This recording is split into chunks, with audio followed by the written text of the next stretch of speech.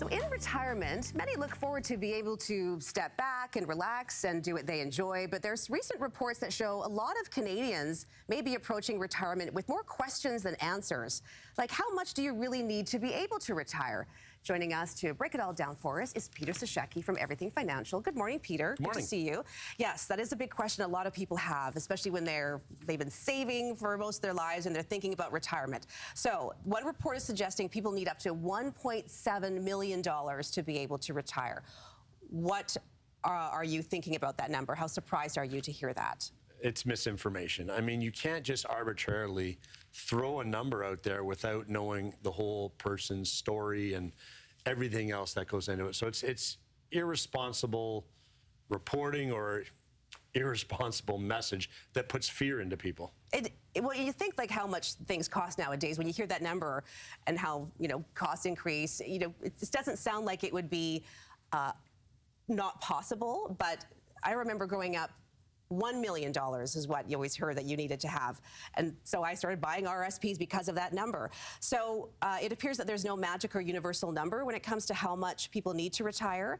But you have some examples. So if you take a couple in their 60s with a take home of $5,000 before retirement, I assume that's monthly. That's they were earning, yeah. How much would they need to retire? Well, then you have to look at what they spent. So this couple had $5,000 take-home pay, and their target was we need about $6,000 to live a little bit extra, have a little bit extra. But when you added in their pensions and everything else they already had $5,000, CPP, old age security, and a pension. So they had $600,000 roughly. Just take a figure of 6%. Well, that's going to give them another $3,000, $36,000 a year, $3,000 a month. Now they have $8,000, and their need was about $6,000. So lo and behold, they had $600,000, not $1.7 million. And think about it. They're going to be taking home $8,000. They were earning $5,000.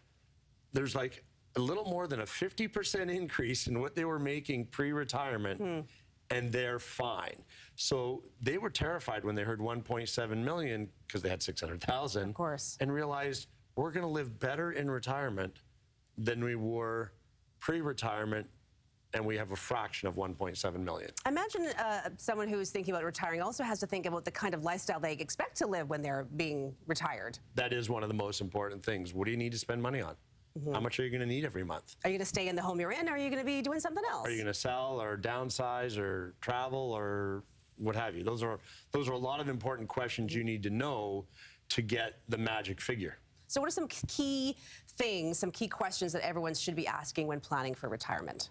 The key question, the first question of all is, and you got to figure this out, how much am I going to need to spend every month? Everyone goes on about, as you said in the beginning, start saving on RSPs or TFSAs or investments or this, that, and the other thing. It's all, pardon me, but it's all garbage. It's all putting the cart before the horse. If you don't know what you need to spend, the rest of the stuff doesn't matter because you're just adding up numbers. Right. Well, what are those numbers going to do for you? Well, figure out as best you can what you need to spend, pad that number by even 15, 20% for just in case, because sometimes things don't work out the way you want. And then like this couple did, you work backwards. How much do I have to come off that in CPP, old age security? Maybe I have a municipal or a government or an employer pension. And then when you get all that off, like this couple did, what do you need? How much cash to fill in the blank, whatever that number is at the bottom? They needed about an extra $1,000. Turns out their cash gave them an extra $3,000. So now they know, wait a minute, don't have to sell the house right away. Yes. Don't have to do anything drastic. And we have extra money to travel. All right, so before we let you go, what's the first step for someone who's watching and wants to know what their options are, particularly if they are still working right now and they're not ready to retire? Well, if you're not ready to retire, start doing a cash flow analysis for yourself. Yes, we talk about getting a registered financial planner and all those things. That's great. But on your own, before there's any pressure from anyone else, do a 3-month to a 6-month track of what am I spending on a regular basis? Start with the simple things like that. How much am I going to need? So you're not forced into a decision that you're not comfortable with. I have a tip. Can I give my tip? You can give your tip. Okay, so I have an app that I use. It's called Money Note. Money Note. I'm not endorsing it, but I do use it, and I put everything I spend in it, and it keeps track, and it's been really helpful for me. So, Great apps, like there's a lot of them out there. Lots out there. That's a great idea, because then you get and you'll be surprised probably how much you spend sometimes. Yeah, it's been a real Wait a minute, eye-opener. I spent that much at the coffee shop? Yeah, exactly. Peter Sashecki with Everything Financial. Thanks, Peter. Thank you. Good information this morning.